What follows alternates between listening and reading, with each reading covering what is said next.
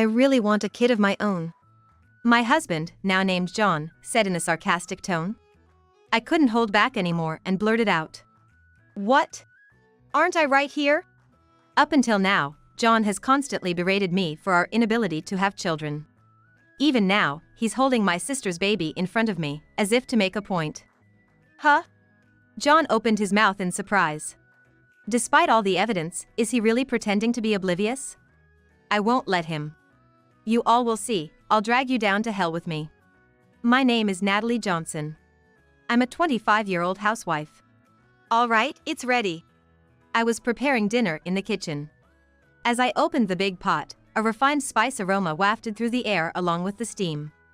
I tasted the curry from the pot.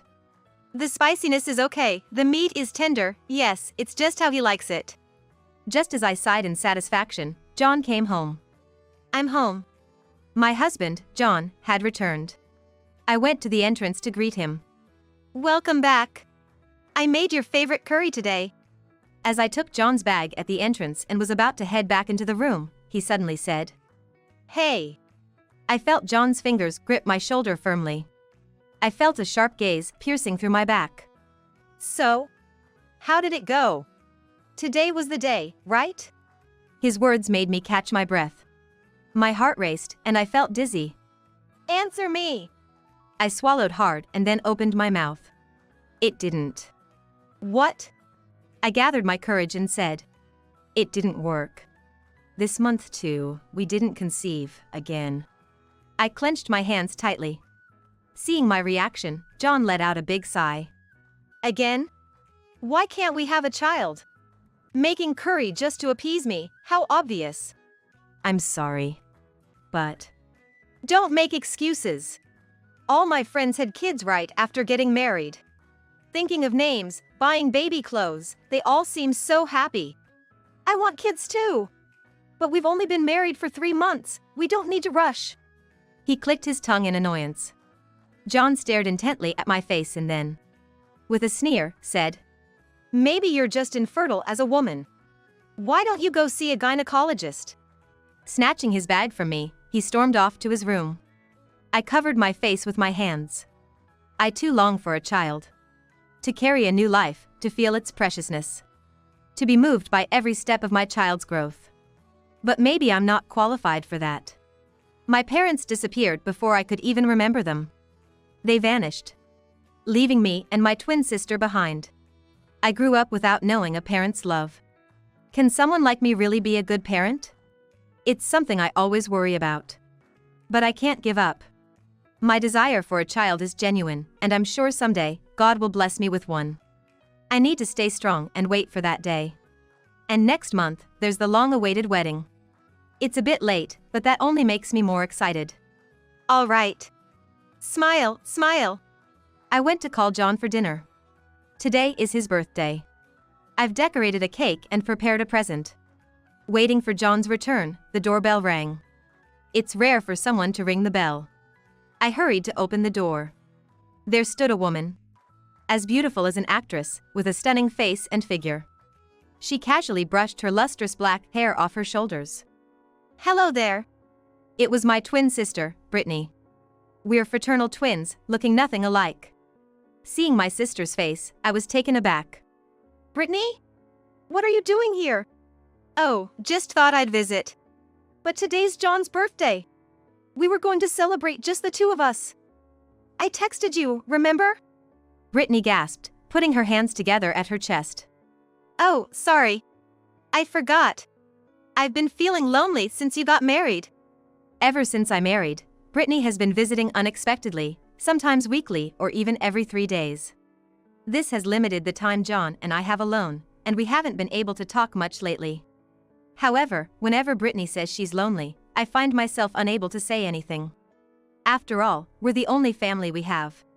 Hey, Natalie. I'm giving you this bag. I haven't been using it much lately. I opened the paper bag my sister handed me. Wow. This is from a famous brand. It's okay, it's okay. I usually give them to friends anyway. This time, I'm giving it to you, Natalie. Carry this when you go out for dinner with friends. Oh, but you don't have such friends, unlike me. Look at this. From the party I threw recently. Brittany showed me a photo. It captured her and over 100 friends enjoying a lavish dinner. I chuckled. Brittany, you're so popular. You're the exact opposite of me. You're amazing. You work hard, have money, and a boyfriend, right? Well, of course. It's pretty standard for me, Brittany said, beaming with pride. I smiled wryly at her response. What? Suddenly, she froze looking at the table. Then burst into laughter, holding her stomach. Wait, did you make this cake yourself? Yeah. Is it weird? Buying cakes from a store would have been better received. Making it yourself is just thankless. Poor Natalie. Brittany leaned in and smiled at me. But that's what's cute about you, she said with a grin. Then her expression changed, eyes sparkling. Oh. I have some news to share. I'm home. Just then, John came home from work. We stopped talking to welcome the man of the hour. As I was cutting the cake, John and Brittany started watching TV and getting excited. This actress is so pitiful. Couldn't have kids until she was 40. That's just miserable. Yeah, really. They agreed. They often shared a laugh over celebrities. Like a real couple. Look, baby pictures. My heart skipped a beat at those words. Children are a symbol of happiness. I believe it's a woman's mission to give birth. A woman who can't have children isn't really a woman. I agree. Brittany, we really think alike. We do, don't we? I quietly continued serving the cake. Right, Natalie? John teased me. But Brittany suddenly covered her mouth. Oh, sorry. We're not talking about you, we're discussing something else, she said, then smirked at me.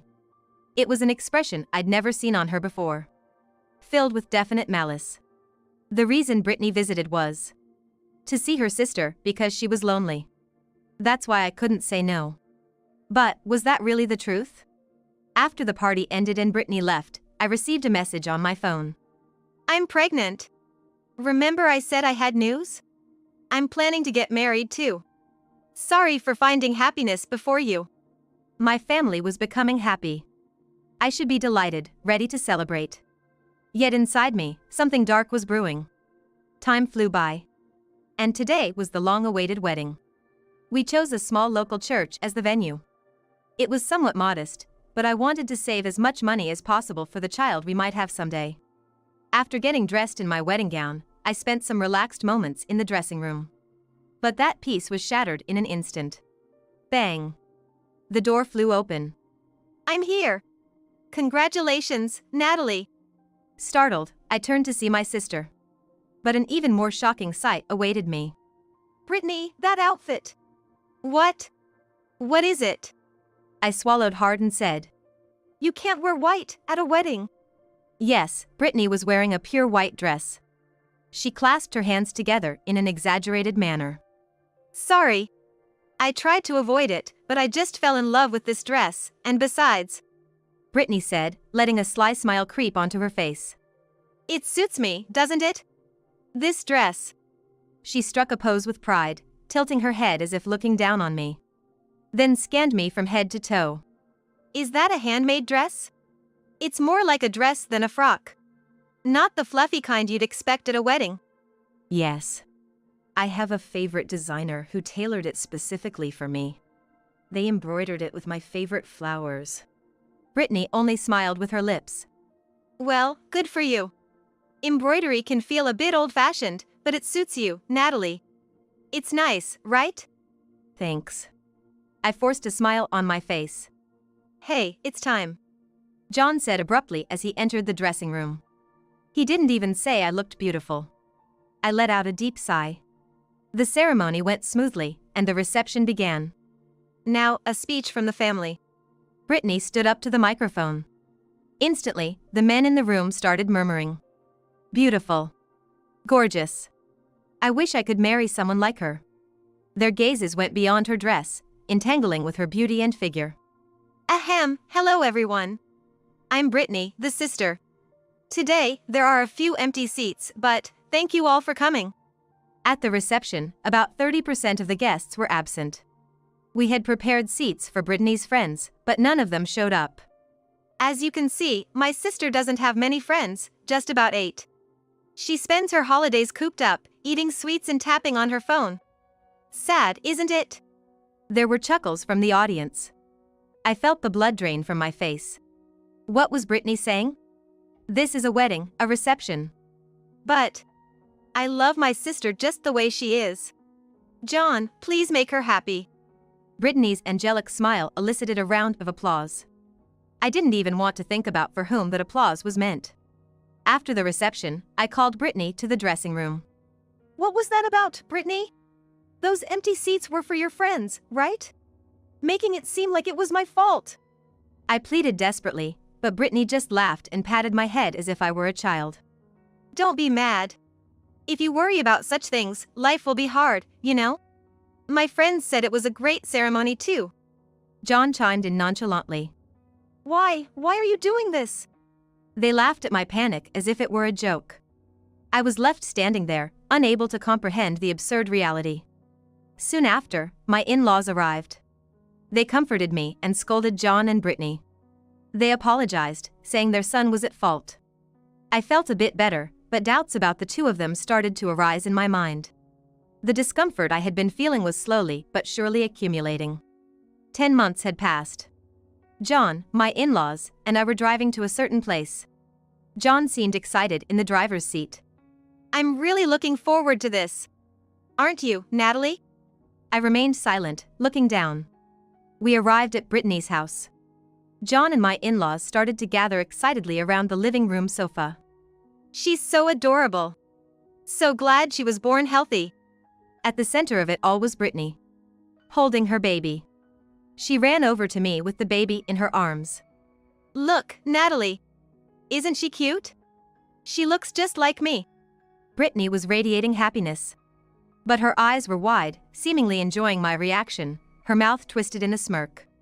Congratulations. I muttered, looking down. Wow, she's adorable. Can I hold her? Of course. Brittany giggled as John held the baby, his eyes shining. Babies are so cute. Look, Natalie. A symbol of happiness, right? Yes. You jealous of Brittany? That's why you can't get pregnant. John held the baby as if to flaunt her in front of me, grinning at me. I wish I had a kid of my own. At that moment, something snapped in my head. What? Isn't she right here? Eh? John's mouth fell open.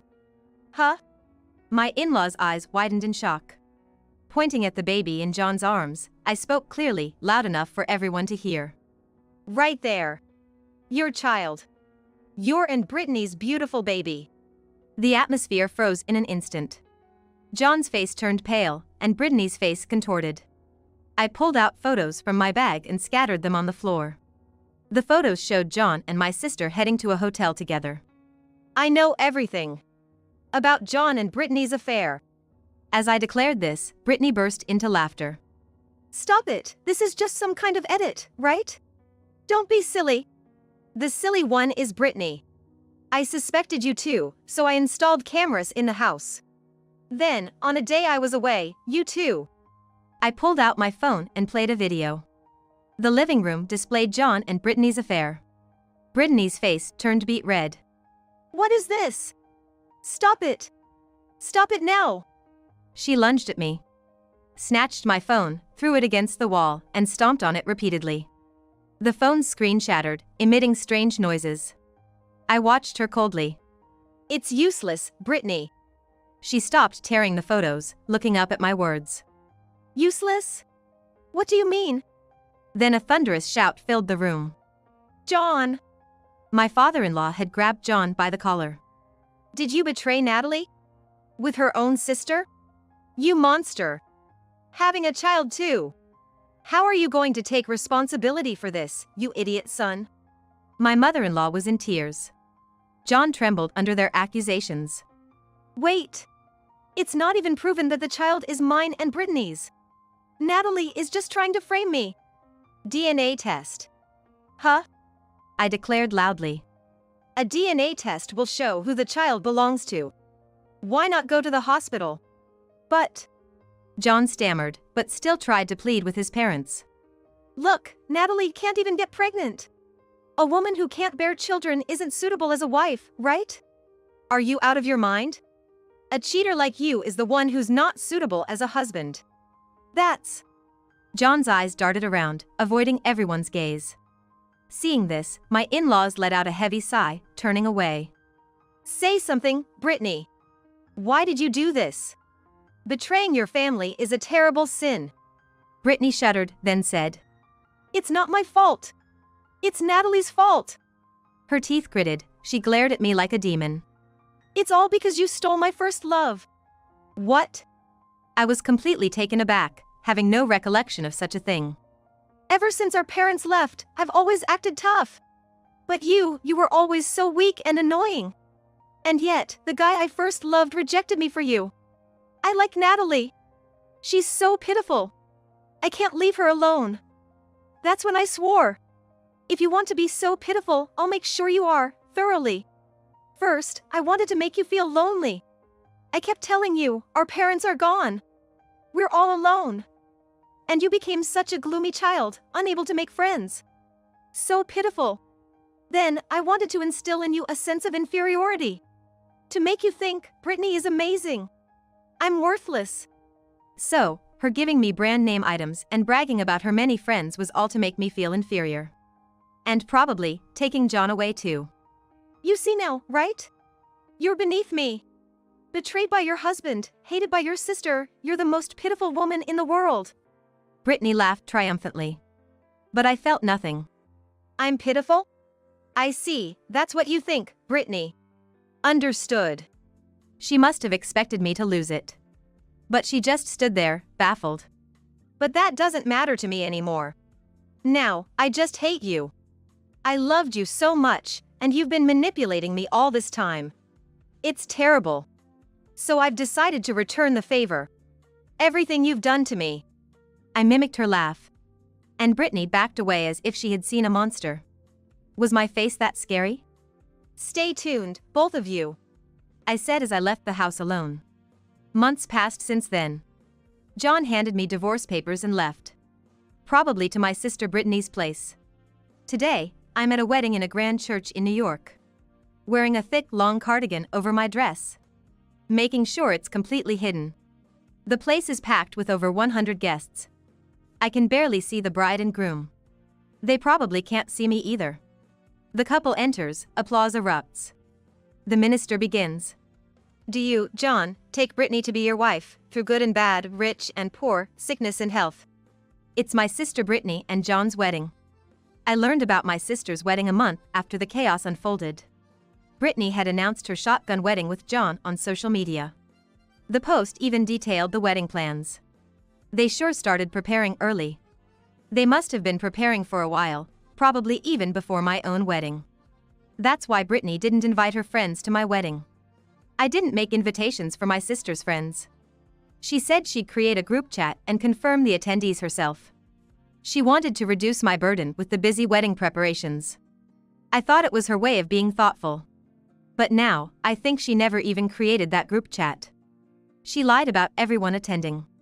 No one was invited to mine. So, no one came. A simple answer. Reflecting back, it seems John only invited casual acquaintances.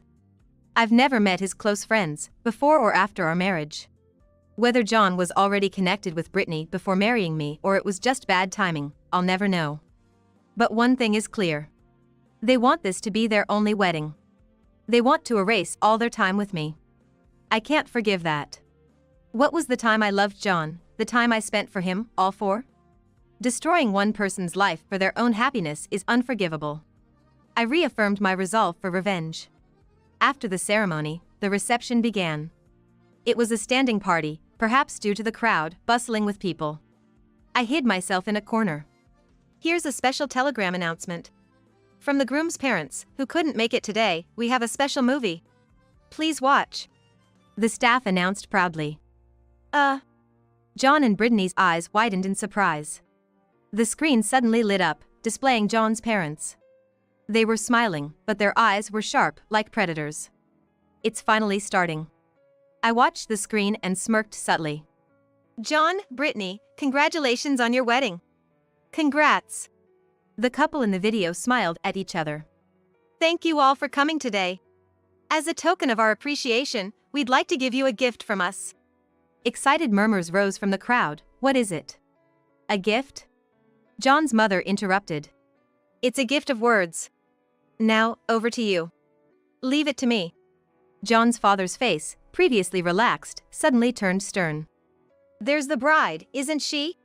She's John's mistress. And not just any mistress, but his wife's own sister. Do you understand what we're saying? The people there aren't just a fresh bride and groom. They're immoral cheaters. We will never accept this marriage of these two. And we're cutting ties with them. Stop the video! At that moment, John's scream echoed as the video abruptly stopped. But it was already too late. The guests were speechless from the shocking revelation. John stood up and shouted. Everyone! That was just a joke by my parents. A bit too stimulating, huh? The guests began to murmur. That's right, it was just. Brittany grabbed the mic, trying to explain, when suddenly, I snatched the mic from her. It's true, I said, with just one word. Then, I removed the cardigan I was wearing. Underneath was a white dress. A year ago, I married John in this dress. Remember, John? John turned pale and froze as I looked at him. I took advantage of this moment to pull out something from an envelope and scattered it around the venue. They were photos of Brittany and John's affair. And of my wedding with John. There were enough copies for all the guests. I looked around the chaotic venue and took a breath. I did it. I really did it. After everything, I collapsed in a daze. Suddenly, someone grabbed me by the collar. Looking up, Brittany's eyes were wide open in shock. Why are you here? I didn't invite you. I didn't tell you the place or time. I couldn't help but laugh at her panic. What are you talking about, Brittany? You told me yourself. On social media. Hinting, right? I figured it out quickly. Brittany's wedding announcement had the date clearly mentioned. Every time she updated her social media, she described the venue and her careful selection in detail. It must have been a taunt towards me. I'm having such a beautiful wedding. Not like yours. But that became my clue. I found it easily online. Social media is scary, huh? Why did they let you into the venue then? Your name wasn't on the list. I sighed and gave the obvious answer. Because I'm her sister. Brittany's friend was at the reception. She recognized me, so she let me in. They wouldn't turn away the bride's sister, would they? You mean you were behind that video too? You brought it as a surprise, keeping it a secret from me? We didn't invite his parents. Yes. His parents sided with me. They came to my house, apologized, and said they couldn't accept John and Brittany's happiness. So, we all planned today's event. I pointed around the venue and laughed. Look, everyone's leaving. Brittany turned pale as she watched the guests leave. Wait. Her friends turned back in unison. Oh, Brittany. Why are you leaving? Those photos. The photos might be fake. But we don't want anything to do with you. Being seen with someone who might have had an affair lowers our value. Value, but we're friends, right? Funny, considering you lured us with branded stuff. We befriended you for that reason too. So we cooperated, right? For group photos to show off to someone. That's... Let me say this one last time. You see us as numbers, right? The more, the better. The individual doesn't matter. That hit the nail on the head. Brittany bit her lip. Goodbye, Brittany. Her friends left. In the silent venue, only Brittany, sitting on the floor, John, holding his head, and I, eerily calm, remained. Well, Brittany, see you around. I left the venue. A few days after Brittany's wedding, I was relaxing at home. But I knew this peace was temporary. The doorbell rang. I checked the peephole and opened the door. Natalie. John lunged at me. How dare you ruin our happiness with such a foolish act? You're unbelievable, you wicked woman. Brittany appeared behind John and pushed me. I hit the wall and slid to the floor. But I didn't care. I said coldly. You two never learn. But it's good you came. Huh? Brittany crossed her arms and looked down at me. John, check your email. There's important information.